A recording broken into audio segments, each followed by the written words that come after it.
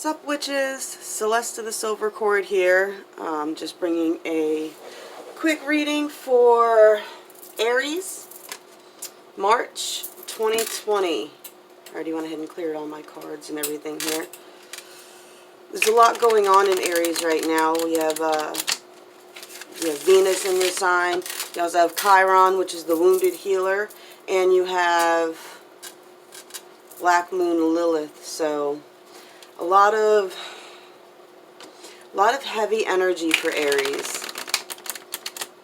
I don't know about you guys, but I know my major lesson from 2019 was patience. I've never been forced to sit still so long in my life. But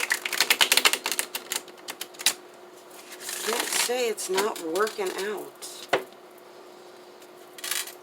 But it's a matter of being able to face these kinds of energies and let the ebb and flow of it actually happen instead of trying to fight against an outcome or trying to force an outcome. That still puts out the same type of energy of the defense mechanism, which gives you things to defend yourself against. And it's hard not to do that.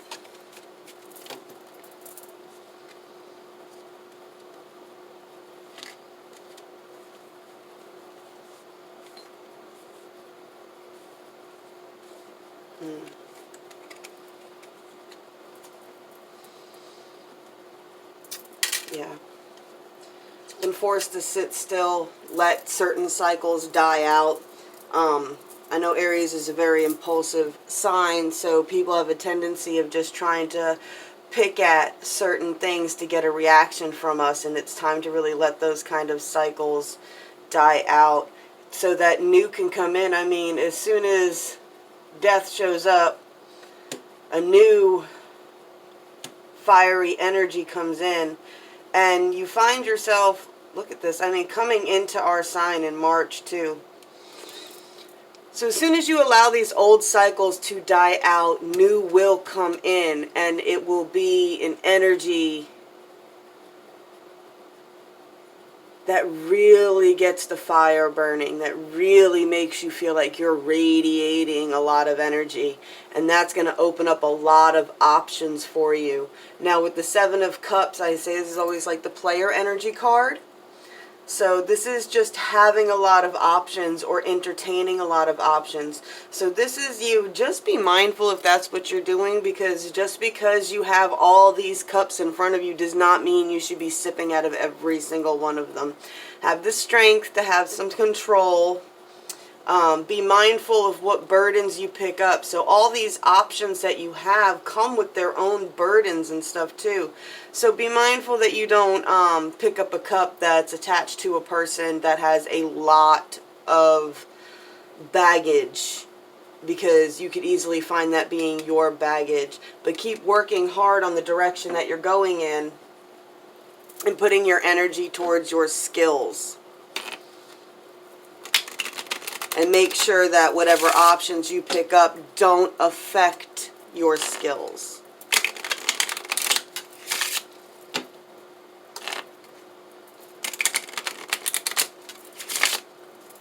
Alright, let's get some clarifiers. What is the undercurrent of this whole situation for Aries, March 2020?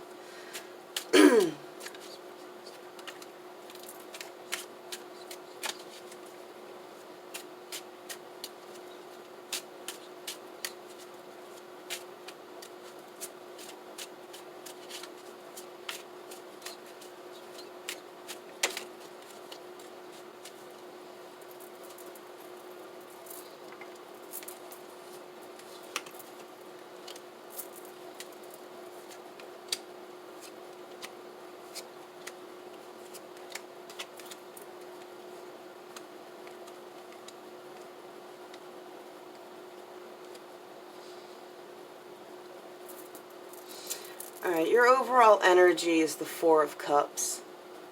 And that's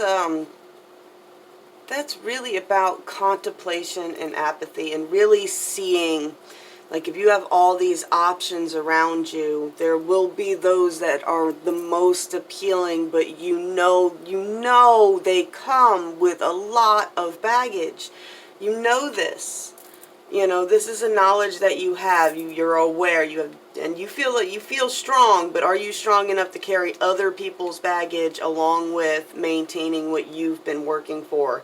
And you're on the edge of really reaping some rewards of something you've been working for. But the blockage that you're going to have is this unwillingness to walk away from a situation that you know is toxic and just brings you a lot of anxiety. Four of Swords, it leaves you feeling lonely, this connection. And I don't think they even feel it the same way, or if they do, it's exactly mirrored to you. It's just a lonely kind of connection. It's like there's no... That's the mirroring effect. The connection's toxic, not because any one person is toxic. It's just that when you guys come together, there's usually some sort of chaos or something along those lines, or whatever. It leaves you feeling worse than instead of good. And connections are supposed to leave you feeling good. And this connection's not doing that anymore. And this is, you know, the Nine of Rods on top of this Nine of Rods. So this is just put it down. Just put whatever that is, that drama, that problem, that thing that's not yours, put it down. Because it's really, it's dampening your drive. It's really dragging you down, so just keep that in mind coming into March. Really be aware of how the connections that you have with yourself and with others are working. If you've got all these other options, why are you holding on to this one toxic option? And I can't say much. I'm an Aries myself, and I have, like, you know, I'm friends with most of my exes.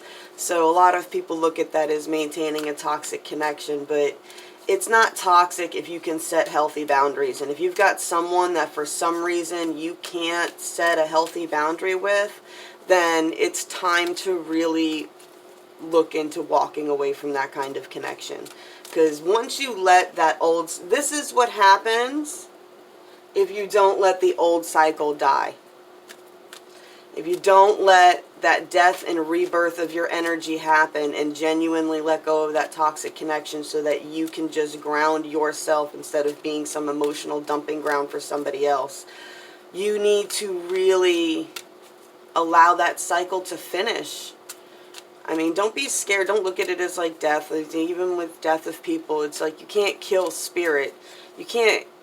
It doesn't die. It doesn't make it meaningless what you went through with this person. But it is definitely time to release it.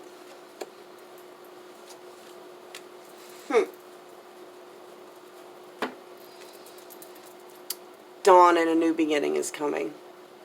Big things are trying to come in for you in March, but they can only come in if you make room for them. It's time to allow old cycles to close out, and with March being the beginning of the Zodiac New Year with us, it is time to genuinely let go of those past toxic cycles and move on to new ones. Alright, Aries, if you like that, please like, share, subscribe, spank the bell to get more notifications, and I will be back with the full moon ritual. Blessed be all those who walk these paths with me.